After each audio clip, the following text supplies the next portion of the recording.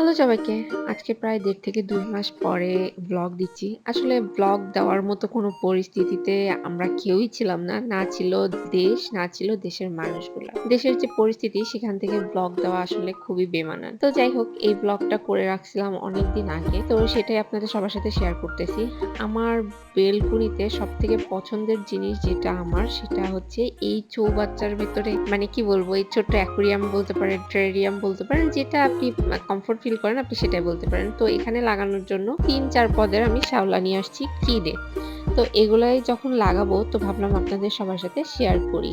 আর আমার এই যে কি বলবো এটাকে গামলা বলেন বা অ্যাকুরিয়াম বলেন যেটাই বলেন না কেন এটা করতে কিন্তু আমার অনেকদিন সময় লাগছে এবং পরবর্তীতেও আমার অনেক বেশি সময় লাগবে। এই গাছগুলা মানে জলে দেওয়ার পরেও কিন্তু এটা সেটআপ করতে আমার আরো অনেক সময় লাগবে। কারণ এই যে গাছগুলা দেখতে পারতেছেন এগুলো দেওয়ার পরে কিন্তু জল পরিষ্কার করতে হবে।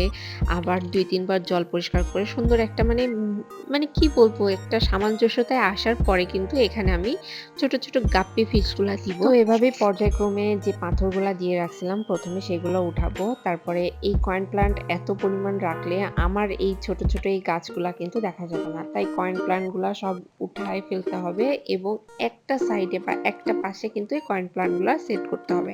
আর মাঝখানের এই যে গাছটা দেখতে পারতেছেন, এটার নাম আমি ঠিক জানি না। কিন্তু আমি না অধিকাংশ দেখছি যে যারা দেখা যায় বাড়ির গেটের কাছে এরকম ছোট করে একটা অ্যাকুরিয়াম মতো করে বা ছোট করে একটা পদ্ম জলাশয় করে, তাদের ওইখানে কিন্তু এরকম ছোট একটা মানে এই যে মাঝখানে যে গাছটা, সেরকম একটা গাছ থাকে।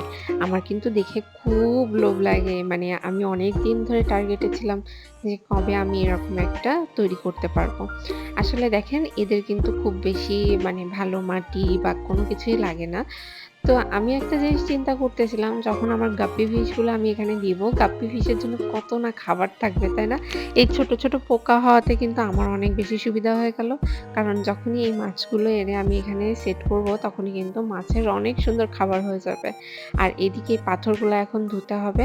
আর এই গাছগুলা আগে লাগাতে হবে কারণ গাছগুলা অনেকক্ষণ হয়ে গেছে যে আমি কিনে আনছি। ওরা একটা পলি ব্যাগে আমাকে র‍্যাপ করে দিছিল, সেভাবে রেখে দিয়েছিলাম।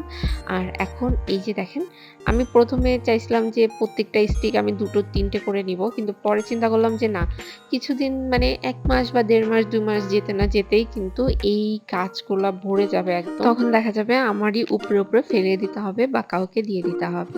তো এইরকম ছোট্ট একটা বোলের ভেতর যে এরকম কিছু করা যাবে এটা আমি আসলে অনেকদিন ধরেই চিন্তাতে ছিলাম। আর এই যে টব বলেন বা যেটাই বলেন না কিন্তু এটা কিন্তু আসলে একটা ফুলের টব ছিল। ১ম এ আমি এখানে তুলসী গাছ দিছিলাম। কিন্তু আসলে তুলসী গাছ দেখলাম যে এত বড় একটা টবে তুলসী গাছ অযথা দেওয়া লাগবে।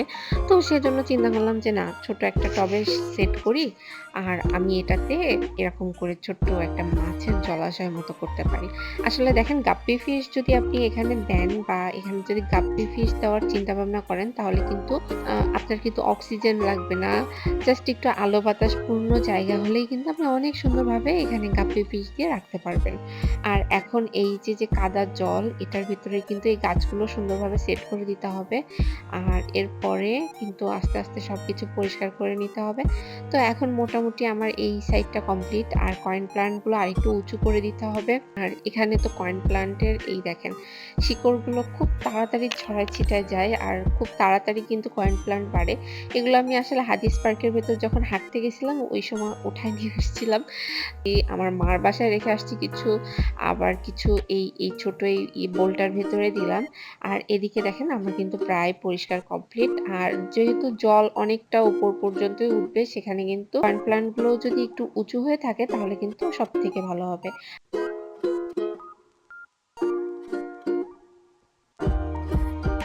আর এই পাথরগুলো ধুয়ে নেওয়া আসলে অনেক বেশি দরকার। আর এইদিকে দেখেন এই কাজ করতে যেয়ে কিন্তু আমার বারান্দার অবস্থাও খুব বেহাল। তো বারান্দাটাও এখন পরিষ্কার করে নিতে হবে। তারপরে তো আর বাদবাকি কাজ করতে হবে।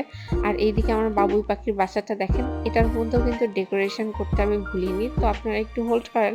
আমি এই বাবুই পাখির বাসাটা একটু ঝুলায় রাখি। আর আমি কিন্তু আরেকটা জিনিস আপনাদেরকে দেখাবো। সেটা হচ্ছে যে আমি দোলনা কিনে রাখছি বারান্দায় সেট করব দেখে। কিন্তু রুদ্রিকের বাবা আসলে এখনো পর্যন্ত মানে কি বলবো গায়েই লাগাচ্ছে না যে আমার দোলনাটা একটু সেট করে দিতে হবে। আর এত সুন্দর বারান্দা সেটা সাজাবো না, তা কি কখনো হয় বলেন তো? তো এই যে আমার কিন্তু এই বোলটা কমপ্লিট করা হয়ে গেছে। এখন আমি এটা রেখে দিব।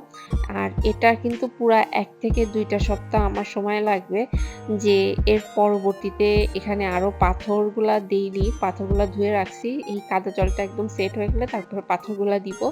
আর তারপরে পাথরের উপর বালি দিতে হবে। বালির উপরে কিন্তু আস্তে, আস্তে সুন্দর মতো পরিষ্কার স্বচ্ছ জল দিতে হবে। তো এইভাবে প্রসেস করে কিন্তু এটা মানে তৈরি করতে হবে। আর এটার জন্য কিন্তু অনেকটাই সময় লাগে। তো আমার এই খোলা বারান্দায় কিন্তু এই জিনিসটা আসলে কি বলবো আমার সবথেকে বেশি পছন্দের। তো আজকের এই ব্লগটা এই পর্যন্ত। সবাই ভালো থাকবেন, সুস্থ থাকবেন। দেখা হবে পরের কোনো ব্লগ ভিডিও। টাটা।